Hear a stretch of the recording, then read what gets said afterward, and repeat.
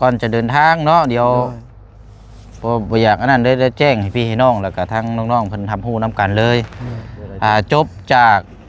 ขึ้นเฮือนซ่านแล้วเรื่องของน้ำเด้อพี่น้องเนาะเพราะว่า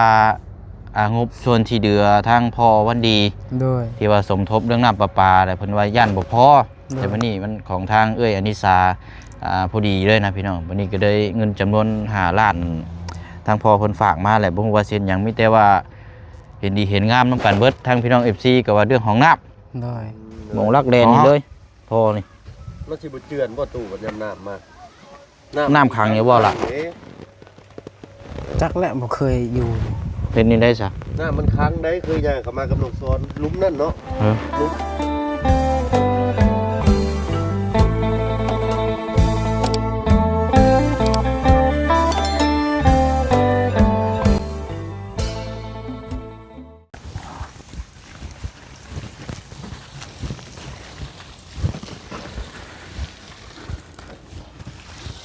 สังเกตแห้งอยู่รอมือนี่พี่น้องเนาะถือว่าบรรยากาศ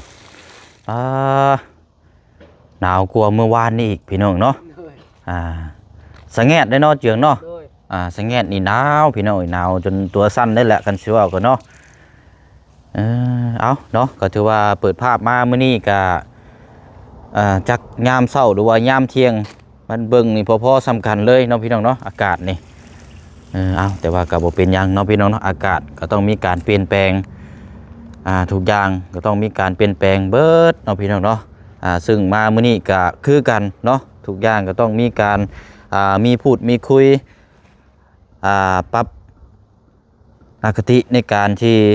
ดำเนินเนาะไปเรื่อยๆพี่น้องเอ้ยก็บ่อยากให้อยู่หม้องเก่าอันนี้กับพี่น้องเนาะมื้อนี้เฮามีเรื่องราวมาพูดมาคุย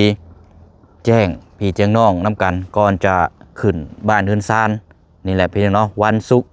วันที่9มื้อนี้ก็วันพุธมื้อฮื้อแล้วเนาะพี่น้องเนาะ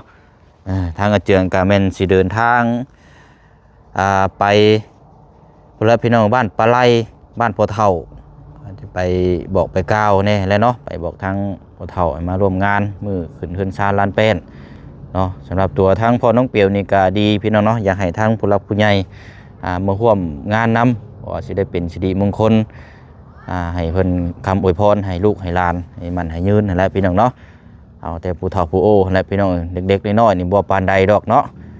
อย่าเอาผู้อายุอาวุโสนั่นแหละพี่น้องเนาะเอาทางเจืองกับผู้กำลังแปลงแมคโครอยู่เนาะ หรือว่าทูแก้วพี่น้องเนาะคันสิฮอกก็โอ้ยเนาะสิเดินทางไปบ้านปลาไหลมื้อนี้พี่น้องเนาะว่ารอทางบ่พึ่งสิไปก็บ่พึ่งน้ำกันเนาะจังได๋ก็ทางเฮายันบ่ได้ไปพี่น้องติดตามเบิ่งทางบ่พึ่งเนาะว่าสิพบเจออย่างแน่เนาะเอาบรรยากาศก็โอ้ยเนาะเหมาะสำหรับทางจุไผแล้วก็หาแนวมาจีมามุกแล้วพี่น้องเนาะบรรยากาศยามเช้าๆก็บ่เช้าแล้วพี่น้องมันสิเข้า 11 โมงแล้วตอนนี้พี่น้องเนาะเอากราบทักทายสบายดีและสวัสดีพ่อแม่พี่น้องเบิดสุขุสุคนเด้อพี่น้องเนาะพบเจอกันอีกคือเก่าคือเดิมพี่น้องเนาะเอาเพิ่มเติมแน่ก็ทางพ่อน้องเปลวเนาะมาแจ้งพี่แจ้งน้องนำกันเนาะแจ้งไว้ก่อนจะขึ้น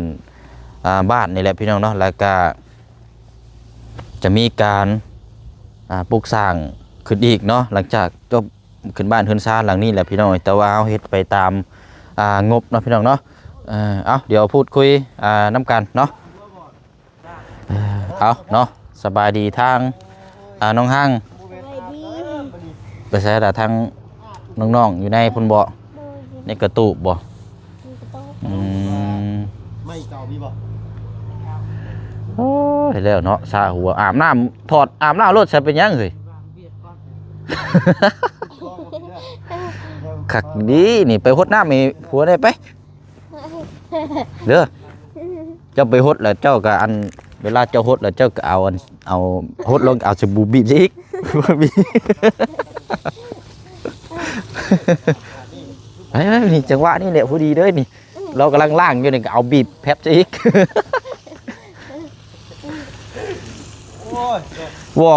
บอกน้องห้างนี่ว่าจังหวะเราล่างผมที่ไหนน้องห้างยืนอยู่เนี่ยก้าวเราล่างเอาแพ็บบีบอีก รถชาเลยเอาก็บ่เบิดจักเทื่อนะเออเอากำลังสระผมอยู่เนาะในการเจ้าบ่ได้ไปนำบ่ล่ะเจ้าบ่ได้ไปบ่ไปนำกันบ่เอ้าไปนำกัน2คนแต่ว่าทางน้องพลักน่ะอยู่กับทางน้องเชียงบ่อืมเ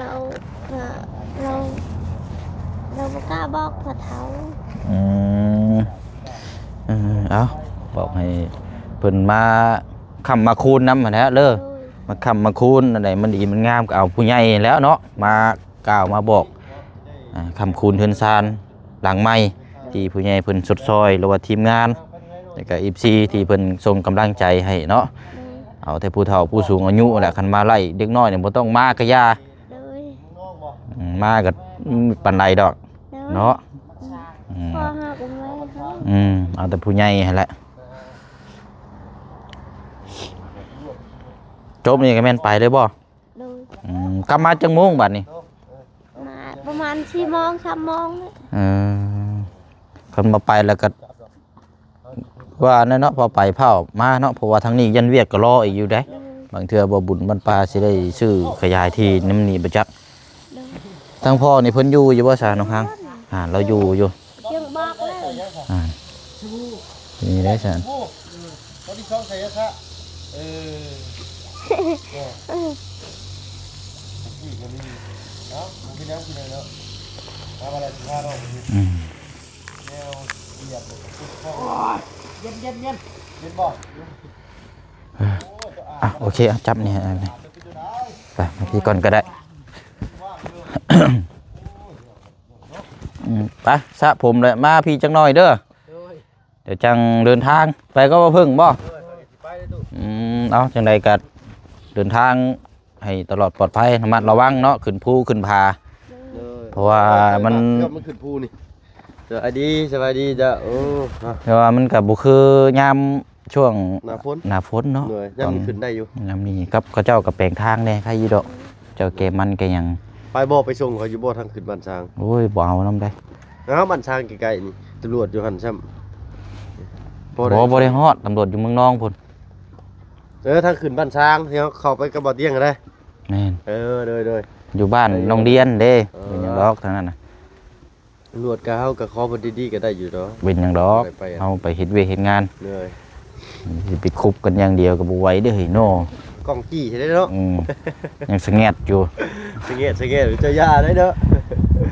เว้าดูหัวม่วนเด้อพี่น้องเด้ออันน่ะเดี๋ยวใส่เสื้อแล้วจังลงมาพี่เด้อว่าแล้วไปดังแล้วก็ไปอัปเดตให้พี่น้องเบิ่งนำกันเนาะแต่ว่าถนนหนทางคันว่าโอเคล่ะพากันอารมณ์กับเว้าทั้งบ่จันทั้งทีมงานอยู่ถ้าว่าทางมันง่ายแล้วก็ถือว่าเป็นจุดอีกหมู่บ้านนึงว่าชุมเฮาอยากเข้าไปนะพอดีได้ให้ทางบ่เพิ่งผู้ทางไปเบิ่งก่อนมาด่วนไปก่อนพี่น้องส่งมาด่วนไปเบิ่งก่อนเบิ่งแนวทางก่อนเนาะส่งมา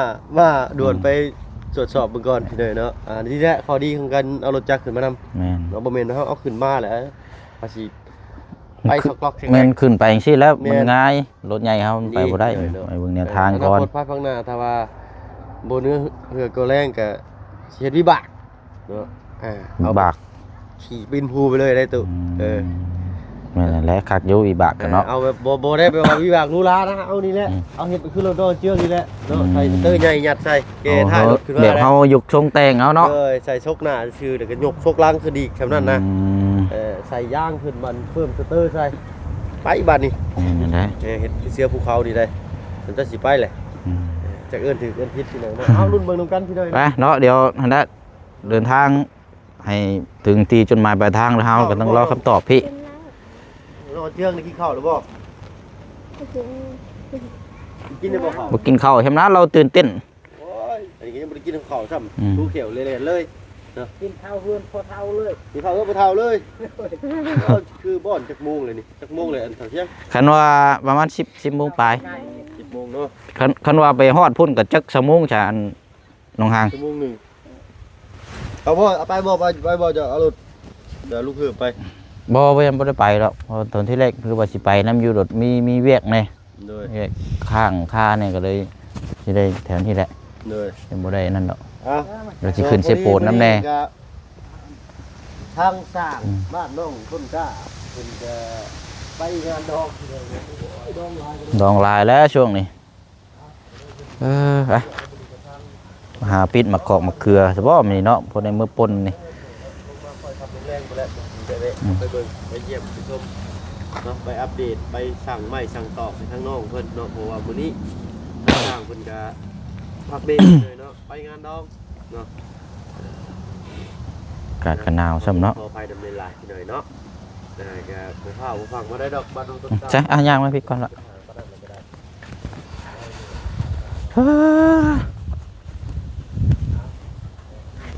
เป็นจังได้พักหยา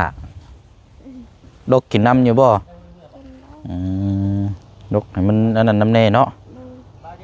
บ่ได้กิน เจ้าบ่ได้ไปนำบ่บ่น้องเอาน้องขลักเรือ รถจักรนั่นซ่อมได้แล้วเนาะ โดย เรียบร้อยเลยโอ้อยู่ไปแต่จังมุ่งอันนี้เนาะ เด็กเมื่อหรือบ่ล่ะเด็กเมื่อบ้านหรือบ่เด็กเมื่อบ่ โอเคเอาไปเจืองมาพี่แล้วพี่น้องเดี๋ยวพูดคุยน้ำกันก่อนมาพี่ก่อนก็ได้เดี๋ยวจังน้อยจังเดินทางไปซ่อมเตะจังมุ่งรถนะ เช้า เรียบร้อยเลย ด้วย โอ้ยแต่งตัวรอเลยไปหาปลาเฒ่ามื้อนี้เนาะ ด้วย เด้อสบายดีทาง ส พี่ บาย น้อง ดี ก่อน เด้ เนาะ อ ซ่อมอยู่ใช้เกาะมองเก่าหมองจะว่าหั่นบ่ บ่ชมนี่แหละ มันเชียร์อย่างนี้สรุปแล้ว เชื่ออันนั้นก่อนไพ่ ก่อนไพ่อย่างเดียวบ่ แล้วก็ลีนอีกน้ำมันเครื่อง สองอย่างเนาะ ด้วย เบิ่งนี่เด้อว่าเพิ่งเด้อ ด้วย แล้วก็เปลี่ยนอะไรไม่ครับจะว่าขึ้นภูรถเรียบร้อยอยู่จัก ได้ไหมมื้อเช้านี้เบิดเด้อ 2,500,000 โอ้โธ่ โอ้นักเติบอยุสเนาะ2 2,500,000 เซน ตะกี้นี่1,000 บาทผู้ใดทำไมยกร้อยต่อ25เนาะ เลย100ต่อ25 1,000 100 บาท ต่อ23 ว้าวโธ่ โอ้ยช่วงนั้นน้ำมันลิตร แล้ว 7,000หรือ11,000นี่แหละน้ำมันตะกี้ 10,000 11,000นะ เคยพ่อถึงแต่7,000น้ำมันน่ะแต่ท่านนึงแต่อยู่ประมาณ 7,000 กีบอยู่เลยเนาะ สเนาะเดี๋ยวก่อนจะเดินทางเนาะเดี๋ยวพอบ่อยากอันนั้นได้แจ้งให้พี่ให้น้องแล้วก็ทั้งน้องๆเพิ่นทำฮู้นํกันเลยจบจากขึ้นเฮือนซ่านแล้วเนาะ ด้วย เอามาต่อตัวนี้บัดนี้เรื่องของน้ำ ของน้ำได้บ่ เรื่องของน้ำเด้อพี่น้อยเนาะเพราะว่างบส่วนที่เดือทางพอวันดี ด้วย ที่ว่าสมทบเรื่องน้ำประปาแต่เพิ่นว่าย่านบ่พอแต่วันนี้มันของทางเอ้ยอนิสาพอดีเลยนะพี่น้องวันนี้ก็ได้เงินจำนวน5 ล้านทางพอเพิ่นฝากมาแหละบ่ฮู้ว่าเซ็นหยังมีแต่ว่าเห็นดีเห็นงามนํกันเบิดทางพี่น้อง FC ก็ว่าเรื่องของน้ำ ด้วย เลย พอเฮาเข้ามานี่เข้าป่าแถวนี้กินหลอกไล่ไปเลอนี่บ่ว่าอะไรพี่น้องเอ้ย ดอกละพี่เยอะว่าเป็นกินเคมีบ่ ที่นี่ก็เป็นเลิกก็เป็นกับเราดีกันกับหนึ่งมาเนี่ยของน้ำแหละเนาะเพราะว่าน้ำประปาเขาก็มีแล้วเนาะ สุขอนามัยดีที่สุดแล้ว แม่นเรื่องของน้ำนี่แหละเนาะแต่เงินกับ5 ล้านนี่แหละแต่เอาสิสร้างเอาตามงบตามนี้มาก่อนเนาะพวกท่อพวกเสาพวกหยังเนาะ ด้วย เอาตามงบเพราะว่า โอ้5 ล้านนี้ยังบ่พอได้เนาะตู่เนาะ แม่งหลายยังหลายอยู่ ว่าอีก3-4 ล้านบ่ค่าสร้างอีก ค่าสร้างอีก 3 ล้าน3 ล้าน4 ล้านแหละค่าสร้างเนาะ 3หรือ6ค่าสร้างตู่ค่าสร้างเสีย จัง ประมาณ ว่า 3-4 ล้านเนาะ 3-4 ล้านนี่แหละ เลย ได้อยู่กับ ค่าอุปกรณ์ก็เลยแหละ3-4 ล้านประมาณ5-6 เขาต้องพอไม้นี่จักเหลือจักเส้นทำไมนี่ก็ต้องเอาไม้มาเพิ่มอีก ด้วย ไม่มงกบ พอได้คือได้โค้งหน่อยหนึงอยู่เนาะ ยังเหลืออยู่นะต่อจากเหลือจากเฮือนใหญ่ เลย เฮ็ดไปตามงบมันแหล้วพี่น้องเนาะเพราะว่า ใช่ก็มี จักสิหาเฮ็ดจักสิแบบใดนะพี่น้องแต่เฮามองเอาตัวนี้แหล้วสำคัญที่สุดเนาะเรื่องของน้ำขุดอยู่นี่แล้วนี่พอดีเลยนี่ ด้วย หมองลักแดนนี่เลยพอนี่ รถสิบ่เจือนบ่ตู่บ่ยำน้ำมา น้ำขังอยู่บ่ล่ะ จักและบ่เคยอยู่ เป็นนี่ได้ซะ น้ำมันค้างได้คือย่างเข้ามากับน้องสอนหลุมนั่นเนาะ เออ หลุม ฮะ นั่นบ่หลุมนั่น ขุดใส่อันนั้นบ่ใส่ท่อบ่ มันก็ต้องใช้ท่อนั่นล่ะ ด้วยก็ขุดได้เด้อ แต่คันว่าเวลาน้ำขังได้ซะน้ำมันสิบ่ท่วม น้ำมั บ่ นค้างหันมันก็ท่วมมันก็เต็มไว้ น้ำมันค้างแล้ว เพราะคันขุดอยู่เทิงที่นี่ เอา จะมันเจือนลงข้างบ่เจือนเนาะ บ่เจิน เพราะ เนาะ มันแน่นละ จะได้เอาอยู่มุมนี่เนาะ แม่น มุมมองนี่เนาะเฮาบ่เอาลุ่มพุ่นเนาะ อยู่นี่ เนาะ ได้เอาอยู่นี่ขุดดินพรมลูกหันเอาไม้ซักขุดลักน้อยก่อนแล้วก็ แล้ เอา ว ไม้ ก็ กันไว้ เฮาดินต่อเฮาขุดเนี่ยก็หลายอยู่แล้วเนาะเฮาเคลียร์พุ่นเนาะน้ำก็มันก็ยังสิบ่ขึ้นมาฮอดพี่หรอกเนาะ เลย สิได้ขุดมุมนี้ ถ้าขุดบอนป่ามันนี้เด้ก่อนสิขุดต้องซักลักจัก2ลักกั้นไว้ก่อน ขุดเนาะ เด็กก็เอาไม้ห้องไว้แล้วก็สะดินลงใส่บ่ให้มันเจือนลงขุดนั่นแหละ ท่อก็สิประมาณ3นี่แหละบ่ได้เอาหลายหรอก3ท่อก็พอพอครอบครัว บ้านเฮาส่วนมากก็มีแต่3ท่อ 3ท่อ มีเงิน นี่ เนี่ยก็6ก็4แต่ ก็ครอบครัวทั้งน้องเพิ่นก็ บ่หลาย บ่หลายจัก3ท่อนี่ก็นี่แหละขุดลมมึงนี่แหละคือจบจากนี่อันนี้เนาะจบจากขึ้นบ้านเรือนชานก็ว่าถ้านั่นก็แม่นเฮาบุกเลยแล้วพี่น้องเอ้ยอยู่เชียงก็สิไล่ผมเรียงเนาะ เนาะโอ้ยอยากให้นอนเจียงได้ห้องน้ำเพิ่นเอามาเลยเด้อ บ่ปัจจัยของน้ำนี่สำคัญแฮงเด้อ โอ้ลักๆเลยแหละกูมือนี่เนาะชีแลนเข้าแต่ป่าก็ยังสมมุติว่าถือเสียมเข้าไปแบบขุดถึกขุดเก่าติดใส่ตาแบบบ่แห้งอยู่แล้ว ช่วยอีกเนาะ เลย โอ้ยขอโทษขอไปเลยเด้อ เพราะว่าแถวเขตแถวนี้เพิ่นก็เข้าแต่บ้านนี่เบิดได้ ส่วนมากก็มีเกลือเทียม เทื่อก็เจอกัน เจอกันอยู่นี่เด้อแลนกับไปอันไม้แท้นี้ไม้นิดหน่อยบ่ค่อยมีเด้อพี่น้อยแถวริมทางแลนไปแลนไปก็หูดหะไปนำทันอะไรก็เอาอันนั้นนะ เลย บ่ได้ใส่กระดาษทิชชู่เด้อหูดไม้หักแค่นั้นแหละ แม่นแหละเอากะแล้วเนาะแจ้งน้ำกันแล้วก็แจ้งพี่น้องแล้วก็ทั้งผู้ใหญ่ที่มีส่วนร่วมน้ำกันอีกพี่น้องเนาะ เลย เงินจำนวนนี้ก็จะนำเป็นเรื่องของน้ เลย ตอนนี้เขา ำ ได้ คือ หาล่า ไม่อยู่หาล้านกีบเนาะก็ยังขาดหลายอยู่ก็สมทบน้ำกัน ที่ได้อยากสวยๆนอกบ่ได้รูปแบบใดก็ติดต่อทางทีมงานเข้ามาได้เนาะเรายินดี เพราะว่ามันสำคัญที่สุดนั่นแหละกับหนึ่งมานี่จักสิเอาเงินจำนวนนี้เอาไปมองไปทางอื่นมันคือสิบ่ปานใดหั้นนะ เจ้าผู้เด้ไปเด้อลืมไป มาพี่ก่อนก็ได้ใช่ให้เราจับกล้องให้เนาะไปน้ำกันมื้อนี้เนาะ เลย ครึ่งนึงเลยลืมหันให้ปลาลูกเบิ่งพี่น้อยนะเมื่อกี้แล้วจับเราก็จับซื่อๆได้ยุ่งกบกับบ่ตีนเด้ บ่ตีงได้นี่ รุ่นนี้แบบว่าตีแบบมาได้เป็นได้แบบนั้นนะ เอาละก็ไปพุ่นมาแล้วก็แม่นบอกเท่านี้บัดนี้เนาะ เลย เนี่ยอาหารการกินก็เดี๋ยวจังว่าจังคุยน้ำกันอันนี้พี่น้องเนาะว่าสิเอาจังไดแน่ทางอันอาจารย์ลาวนี่เพิ่นสิอันซื้อจังซั่นล่ะ เราให้เงินเลย2 ล้านกีบ มอบเงินให้แล้วเจ้าจัดแจงเองเด้อบ่ เลย สองล้านเนาะ เจ้าสิเฮ็ดให้ชื่อจังฉบับนี้ ซื้อแบะให้ให้คุมกินยันคนหลายแล้วก็ให้จบฮีตนี่ คือบ่เอาแต่ฮีดท่านน้องเนาะเบ้กับข้าวกับยาเนาะเงิน2ล้าน คันว่าเฮ็ด บ้ก็ล้าน กับ ปลายเลย คันว่าเฮ็ดกับข้าวกินแบบซื้อหมูซื้อหยังมาสิก็เฮ็ดได้อยู่เด้อบ่า โดย หาคนมาเฮ็ด โดย มีแต่เพิ่นชาวบ้านแล้วมาเฮ็ดเองตัว เอาก็หาพี่น้องเฮาแล้วเนาะ เอาหมูฮีดมาเฮ็ดกินก็ได้แต่ว่า แม่นได้ เฮาก็ซื้อหมูฮีดตัวใหญ่แน่เพราะว่า บ่แบะนี่ก็ฮีตคือกัน แบ่นี่ก็ฮีดคือกันบ่ แฮะก็แห้งคักและแบะมีฮีตนำพอเท้านำยังอันนั้นยังคาอยู่ฮีตนั่นยังค้างอยู่แล้วก็ให้มันจบหมด อ๋อเจ้าสิเอาไปเฮ็ดฮีดให้พวกเขานำ โดย บางทีว่าผิดเถียงกันพี่น้องเพิ่นออกจากเฮือนให้ได้เนาะเป็นบ่ โดย เอาพอแล้วก็เว้าอีกพี่น้อยเนาะก็ให้มันแล้วฮีดแล้วคลองบัดมันบ่เป็นหยังมาบัดสิว่าโอ้ยเป็นน้ำฮีดได้หะเนาะตู้ ก็จังว่าเนาะเป็นถามประเพณีเพิ่นเด้ เนี่ยมีแต่ว่าสุดแล้วแต่น้องเพิ่นเนาะน้องมันสิเอาแบ่มันก็ตัวใหญ่แน่เนาะ โดย สิเอาหมูมันก็ได้ตัวน้อย2ตัว โด เนาะ ย อันน่ะเป้นี่ตัวละล้านป้ายผู้เห็นบ่ โดย นี่ ลานป้าย เอาบ่เป็นหยังหมูน้อยก็บ่ได้หมูน้อย2ตัวบาดนี้เลือกขึ้นล้านหนึงนี่ชื่อหมูน้อยได้2ตัวชื่อแบ่ตัวใหญ่ได้ตัวหนึงอยู่ห้วยเลือกแบ่บ่แล้วเราดูเนาะเห็นบ่มันก็แล้วฮีดคือกัน โดย หมูน้อยบัดหลายตัวคั่วบัดยากอีกนะ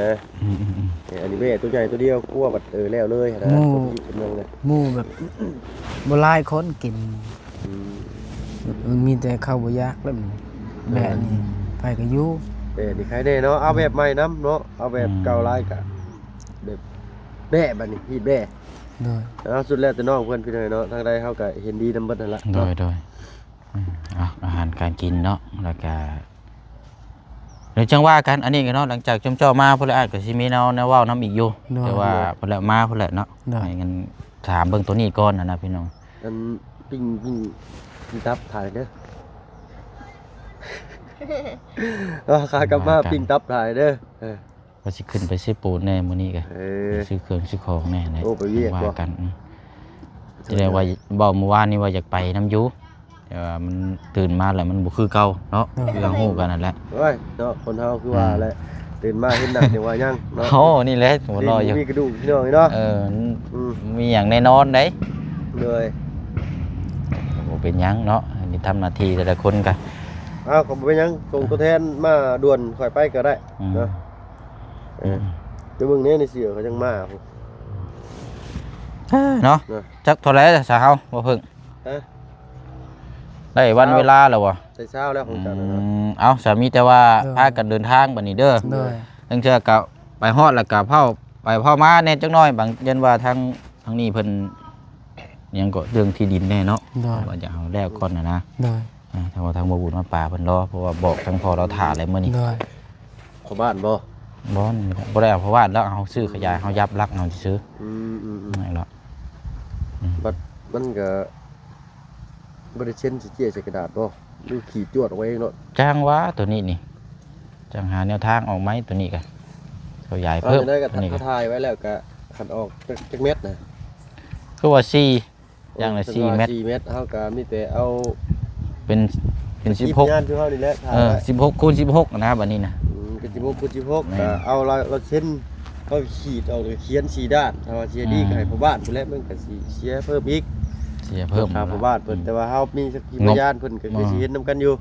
เอาแต่นี่ก็ได้อยู่ดอกเว้นหยังดอก เลย แต่ เพิ่น คน ว่า นำ ได้ หมู่ มา นํกั ภาน พข้างหน้าเปิดคลิปเพิ่นเบิ่งนี่ต่ำโลดนี่เงินกระจายแล้วจังซี่เนาะคนเฮามันก็สิบ่ใจจืดใจดำปานนั้นติเนาะเว้าคำใดคำนั้นอยู่ดอกพี่น้อยเนาะคนทางนี้นะ ไปซาเด้อเดินทางปลอดภัยเนาะจะมาแจ้งเรื่องทางห้องน้ำนี่ทำฮู้กับกันก่อนจบจากนั้นก็แม่นยังบ่ทันได้จบแต่เฮือนพี่น้องมาต่อทางนี้อีกเนาะเบิ่งนำกันยาวๆอันนี้ก็เฮาเฮ็ดเวียกไปงานตามจุดประสงค์ของทางผู้ใหญ่ที่เพิ่นอยากชดซอยอันนั้นพี่น้องเนาะไปอยู่ดีมีแฮงสบายดีทั้งพี่น้องก่อนเนาะ สบายดี ไปเดินทางปลอดภัยเนี่ยไอ้ก็สิไปหากินข้าวก่อนบัดโอ้ยชาติแล้วอันนี้ มาทางอันข่อยก็สิเดินทางก็เด้อบ่เสียงเด้อ โดยไปเดินทางปลอดภัยได้ขึ้นไปพุ่นกับบ่มีสัญญาณครับ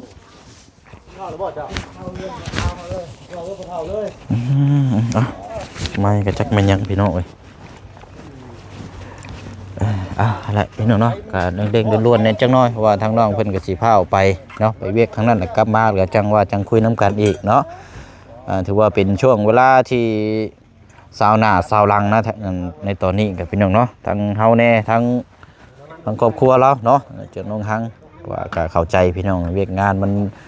ช่วงสุ่มไปสุ่มมาเนี่ยมันก็ต้องประคับประคองกันเนาะถ้าป้าละเลยบ่เบิ่งบ่แย่งกันนี่มันก็บ่แล้วบ่ทั่วได้พี่น้องเนาะมีหยังเฮาก็ถามพูดคุยนํกันเนาะเอาก็เรื่องแนวอยู่แนวกินก็ตามที่ทางน้องเพิ่นเรากล่าวมาแหละพี่น้องเนาะเดี๋ยวจังมีหยังเพิ่มเติมเดี๋ยวทางผู้เชียงมาแจ้งพี่แจ้งน้องนํกันอีกเนาะพี่น้องเนาะเอามื้อนี้เฮามาพูดมาคุยนํกันตัวนี้เนาะพี่น้องเนาะก็เรื่องของน้ำเนาะงบจากทางพอวันดีพร้อมครอบครัวเนาะพี่น้องเนาะจำนวนก็ตามที่ผู้เชียงแจ้งไปแล้วพี่น้องจบจากขึ้นบ้านขึ้นศาลก็สิซื้อไล่เครื่องของมาให้น้องเพิ่นขุดตัวนี้ขุดหลุมไว้เนาะงบมาชำใดก็เอาตามที่เฮาเฮ็ดงบไปเนาะพี่น้องเนาะทางสร้างเพิ่นก็ถามอยู่เมื่อคืนนี่พี่น้องเนาะพวกพ่อกันเพิ่นก็ว่าเป็นจังไดเนาะทางงบเพิ่นเจืองมีเพิ่มเติมมาบ่ว่าซั่นเสียงก็ดันบอกว่าเรื่องของน้ำเนาะแต่ว่างบยังบ่พอเอาแล้วพี่น้องได้ของน้ำของไหนแล้วก็ถือว่าระดับหนึงแล้วเนาะสำหรับทางครอบครัวน้องเพิ่นบัดนี้พี่น้องเนาะแต่ว่าเป็นครอบครัวขยันทั้งผัวทั้งเมียเนาะก็โอเคอยู่พี่น้องติดตามเบิ่งน้ำกันอีกต่อไปเนาะไปเนาะอยู่ดีมีแห้งร่ำด้วยเบิดสุขุสุคนเดินทางก่อนหากินข้าวก่อนพบพ่อกันในคลิปหน้าบ๊ายบายเด้อพี่น้องเด้อ